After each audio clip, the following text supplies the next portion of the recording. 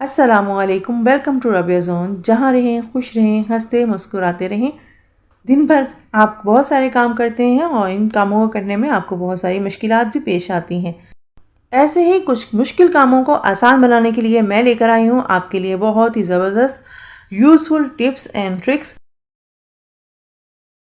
अगर आप चाहते हैं कि आपकी स्किन ग्लो करे, आपकी स्किन जो है वो शाइनी हो और आपकी स्किन जो है वो ग्लासी लुक दे, तो ये सीरम बना कर रख लीजिए। इस सीरम को बनाने के लिए जो है आपको ज़्यादा मेहनत करने की ज़रूरत नहीं है। इसको जो लगाना है, एप्लीकेशन इसकी सीरम की बहुत ज़्यादा आसान है। इस सीरम को बना लेने के बाद आपको डे एंड नाइट क्रीम जो है वो लगाने की ज़रूरत नहीं है। बजट फ्रेंडली सीरम आप घर पे बनाकर रेडी कर सकते हैं।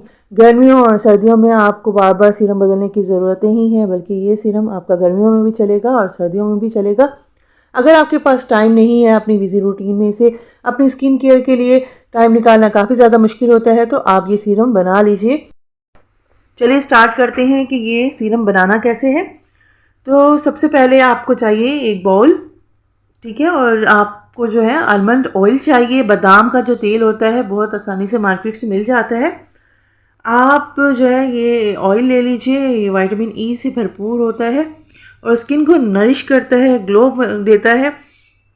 1 स्पून आपने जो है वो इस बाउल के अंदर बादाम के तेल का ट्रांसफ़र कर लेना है। और इसके साथ जो आपने दूसरी चीज़ इसके अंदर ऐड करनी है वो है हमारे पास ग्लिसरीन, ठीक है। ये भी बहुत ही आसानी के साथ आपको मार्केट से मिल जाएगी, ठीक है।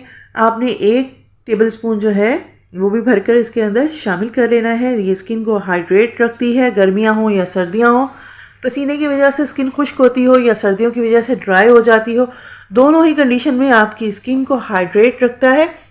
इसके बाद आपने जो चीज़ लेनी है वो है जी हमारे पास जैतून का तेल। किसी भी अच्छे ब्रांड का आप जो है वो जैतून का तेल इस्तेमाल कर सकते हैं। ये भी हमने 1 टेबलस्पून इसके अंदर भरकर डाल दिया है।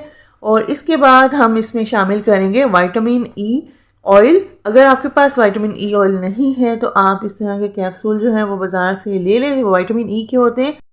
मैं यहाँ पर एवियन के 2 कैप्सूल इस्तेमाल कर रही हूँ। एवियन के कैप्सूल के अंदर विटामिन ई ऑयल होता है और ये मेडिकल स्टोर से बहुत ही आसानी से और बहुत कम रेट पर जो है आपको 4-5 रुपए में 1 कैप्सूल मिल जाएगा, ठीक है। इन सारी चीज़ों को आपने अच्छी तरह से मिक्स कर लेना है। अब इसके अंदर जो नेक्स्ट इंग्रेडिएंट आपने ऐड करना है अर्के गुलाब, ठीक है। तकरीबन आपने आधा कप अर्के गुलाब इसके अंदर ऐड कर लेना है और इसको स्पून की मदद से मिक्स कर लेना है। अब एक स्प्रे बोतल लेंगे।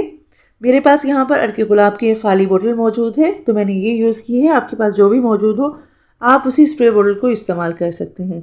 और ये सीरम जो हमने रेडी किया है इसको हमने कीफ के थ्रू बोतल के अंदर ट्रांसफ़र कर दिया है, ठीक है। उसके बाद मुझे लगा कि थोड़ा सा सीरम जो है वो कीफ के साथ लगा हुआ है तो मैंने थोड़ा सा अर्के गुलाब ऊपर से और डाल दिया है। अब मेरे पास 2/3 बोतल जो है वो बनकर रेडी हो गई है। अब इसके ऊपर कैप लगा लेंगे, ठीक है। अब ये हमारे पास सीरम बनकर रेडी हो चुका है। अब इसका इस्तेमाल मैं आपको बताती हूँ किस तरह से करना है और इसके क्या बेनिफिट्स आपको मिलेंगे ये भी मैं आपको बताती हूँ। सबसे पहले आपने जो है रात को सोने से पहले अपने फेस को किसी अच्छी जो फेस वॉश जो आप यूज़ करते हैं उससे अपने फेस को क्लीन कर लीजिए। उसके बाद इस सीरम के 2 से 3 स्प्रे जो हैं अपने फेस के ऊपर जो है वो स्प्रे कर लीजिए। गर्दन के ऊपर स्प्रे कर लीजिए, साथ साथ इसके स्प्रे जो है हाथों पर भी कीजिए और पैरों पर भी कीजिए, ताकि जब स्किन फेस की नीट होना शुरू हो जाएगी तो आपके हाथों और पैरों की स्किन भी साथ साथ जो है बिल्कुल नीट होना शुरू हो जाएगी।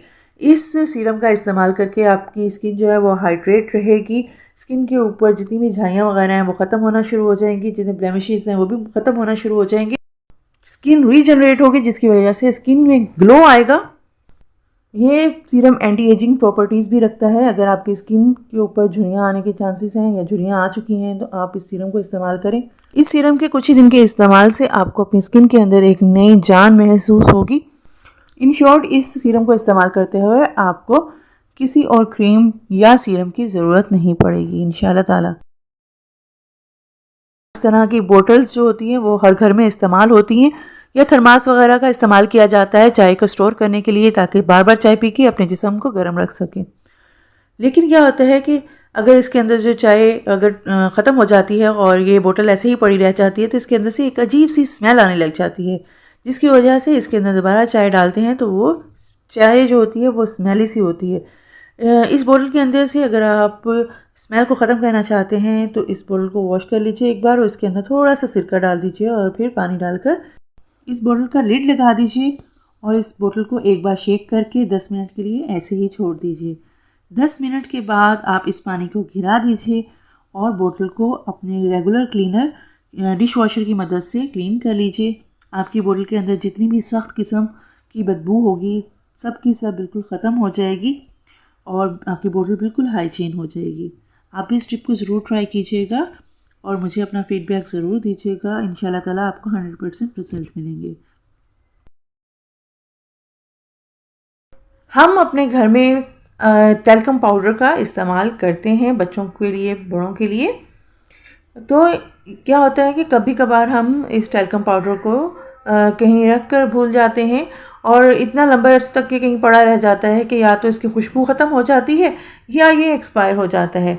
तो जो ऐसा टैल्कम पाउडर अगर आपके पास हो और आपको समझ ना आ रही हो कि आप क्या करें, तो इस तरह के एक्सपायर्ड टैल्कम पाउडर को या फिर ऐसे टैल्कम पाउडर जिनकी खुशबू ख़त्म हो चुकी हो, इनको आप कैरम बोर्ड पर खेलने के लिए भी इस्तेमाल कर सकते हैं। ये कैरम बोर्ड की जो सरफेस होती है उसको बहुत ज़्यादा स्मूथ कर देंगे और स्लिपरी कर देंगे, जिसकी वजह से जो है इसके ऊपर टोकन बहुत आसानी के साथ जो है वो मूव कर सकेंगे।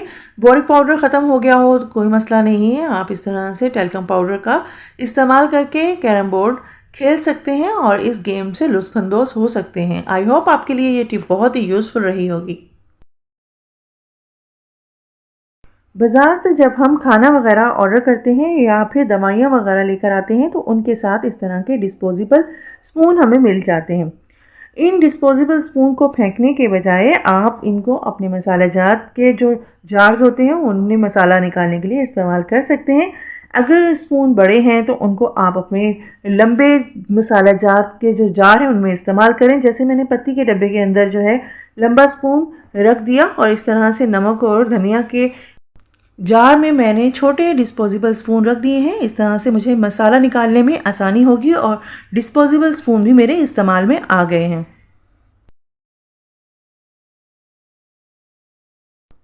मेरी ये टिप जो है वो सनी प्लास्ट को लेकर है। बच्चे अक्सर खेल खेल के दौरान चोट लगवा लेते हैं और हम इन्हें सनी प्लास्ट लगवाते हैं।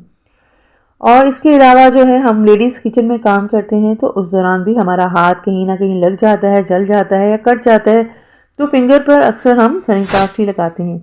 आपने अक्सर नोट किया होगा कि जब सनी प्लास्ट को हम फिंगर पे अप्लाई करते हैं, फिंगर पे लगाते हैं, तो ये बहुत जल्दी जो है वो उतर जाता है।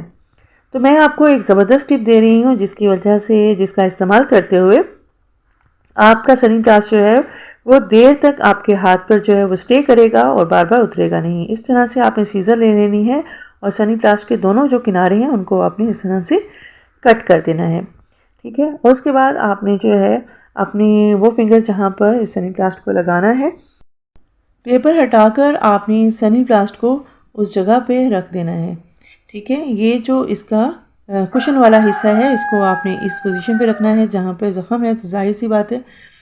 और ये जो बाकी खुला हुआ हिस्सा है, साइड के किनारे हैं, इनको आपने स्ट्रेट बंद नहीं करना, ठीक है। इनको आपने इस तरह से तिरछा बंद करना है। ये देखिए जिस तरह से क्रॉस बनता है ना, इस तरह से आप इसको क्रॉस की तरह से बंद कर दीजिए, ठीक है।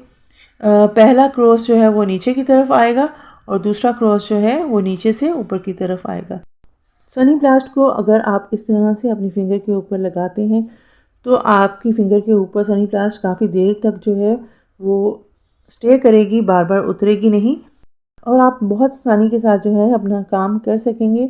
बार बार बैंडेज उतरने की वजह से परेशानी होती है और इसको बदलना पड़ता है, तो आप इस परेशानी से भी निजात पालेंगे। आई होप आपके लिए आज की टिप्स एंड ट्रिक्स काफ़ी यूज़फुल रही होंगी। मज़ीद अच्छी टिप्स एंड ट्रिक्स के लिए मेरे चैनल को सब्सक्राइब कर लीजिए और साथ में लगे बेल आइकन को प्रेस करना मत भूलिए। मिलते हैं नेक्स्ट वीडियो में कुछ न्यू टिप्स एंड ट्रिक्स के साथ। जब तक के लिए अपना बहुत सा ख्याल रखिएगा। अल्लाह हाफिज़।